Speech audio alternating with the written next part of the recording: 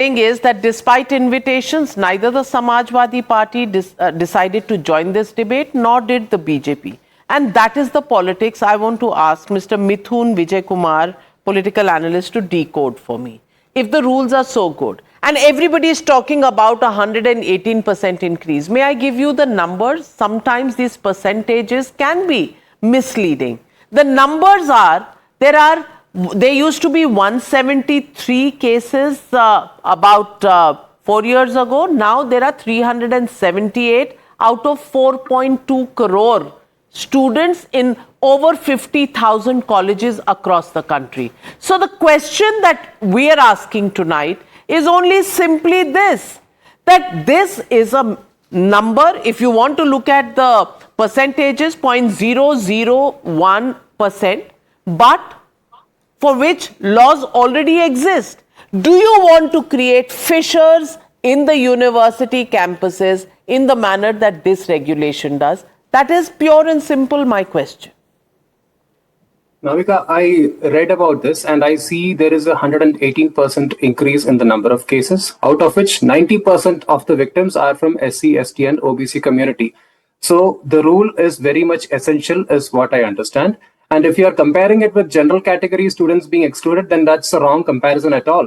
Because the general category students are still protected by the UGC anti-ragging rules and the IPC. So we can have a, if we have POSH Act to protect women at work, that doesn't mean that, the law thinks that men can't be harassed.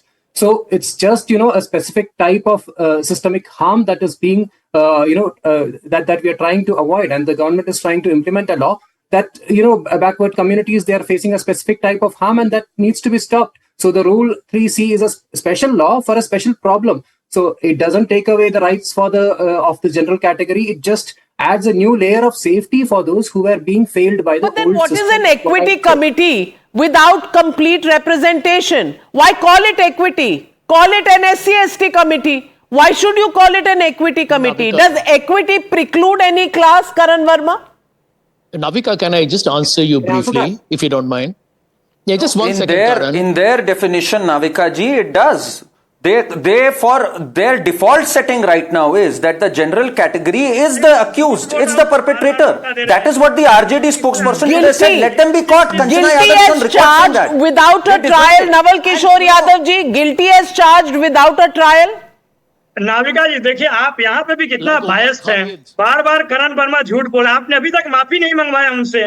सब कह रहे हैं कि झूठ कौन बोल रहा है और बायस कौन क्रिएट कर रहा है? ऐसा अगर डिबेट करेंगे अब तो नवल किशोर जी 30-35 साल से तो हम हम चुनावी रणनीति और स्लोगन सुन रहे हैं। अब इसमें गलत क्या है मुझे समझ नहीं आया। कमंडल और मंडल की राजनीति इस देश में कब से चल रही है? नहीं, बता रहा हूं आपको। जब पहली बार मुंगेरी लाल के आयोग के रिपोर्ट के आधार पे कर्पूरी ठाकुर ने आरक्षण लागू किया तो मां बहन की गालियां सदन के अंदर किसने दिया? किसने वीपी सिंह को पहले बोला? मंडल जब नहीं लागू किए थे तो बोला कि राजा नहीं रंक है, राजा नहीं फकीर है, देश का तकदीर है। जैसे मंडल कमीशन लागू किया उन्होंने, किसने बोला कि राजा नहीं रंक है, देश का कलंक है? इस तरह की भावनाएं जो एंटी मंडल कमीशन एजुकेशन था, आप उससे क्या समझते हैं? जो एक कॉन्स्टिट्यूशनल ड्यूटी, जो कॉन्स्टिट्यूशनल आधार पर जो हक दिए जा रहे थे, उसमें सारे सड़क पे थे। आप इस तरह का जो भ्रमित डिबेट करेंगे तो कल से हम लोग भी आपके डिबेट में नहीं, टीवी डिबेट में इस मुद्दे पे नहीं आएंगे। मैं आपको अभी बोल रहा हूँ, अगर आप भ्रम फैलाना चाहते हैं तो ये करिए। आप कौन नहीं जानता है कि cost is based on benefit and burden. एक बहुत बड़े संख्यक समाज के लिए बर्डन है और कास्ट जो है वो बेनिफिट है कुछ के लिए। कौन नहीं जानता है? ये तो इस पर कितने स्टडीज हुए हैं। आप यहाँ पर क्या डिस्कशन कराना चाहते हैं? आप चाहते हैं कि SC/ST कमीशन का दिया है। इक्विटी का मतलब आप नहीं समझते हैं, इक्वालिटी का मतलब आप नहीं समझते हैं। इक्विटी इक्वालिटी जो है वो समाज के लिए, लोकतांत्रिक समाज के लिए बेहद जरूरी है।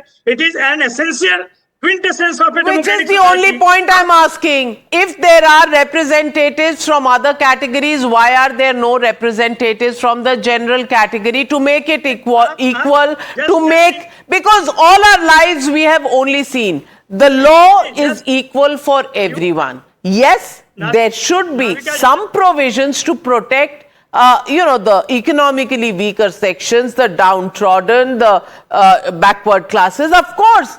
I'm in full agreement with that.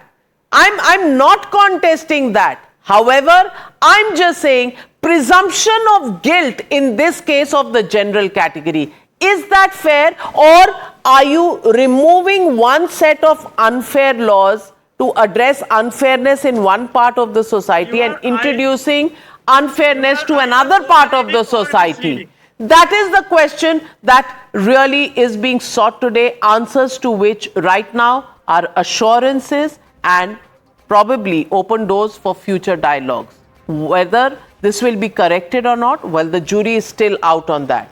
Well, we did a snap poll, UGC anti-bias laws, biased against upper caste. Yes, say 79% of the people. No, say 16%.